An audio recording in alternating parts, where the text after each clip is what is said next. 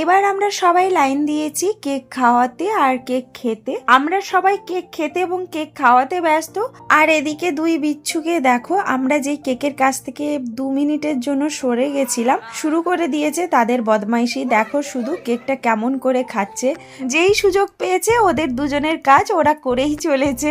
এই দুটো ভীষণ দুষ্টু। তো সেদিন এদের দুজনকে নিয়ে বেশ ভালো কেটেছিল আমাদের। কেক দুটো কিন্তু দারুণ টেস্টি খেতে ছিল। কেক খাওয়ার পর এই জিনিসটা না করলে জন্মদিন বলে মনেই হয় না। জন্মদিনে যে মজাটা সেটা আসেই না। সেই জিনিসটা কি তোমরা একটু পরেই দেখতে পাবে, সেটা তোমরাও জানো। আমার তো বেশ ভালো লাগে। তো অনেকে পছন্দও করে না এই কেক মাখামাখিটা। অনেক কেক মাখামাখি করার পরে বসে গেছিলাম আমরা ডিনার করতে। ডিনারে মেনুতে ছিল লুচি, চিকেন কষা, পায়েস, মিষ্টি। চিকেনটা ভীষণ টেস্টি খেতে হয়েছিল, জমিয়ে খেলাম। খাওয়া দাওয়া করার পরে চলে এলাম বাড়ি। তো আজ ভিডিওটা এখানে এন্ড করছি। সবাইকে টাটা।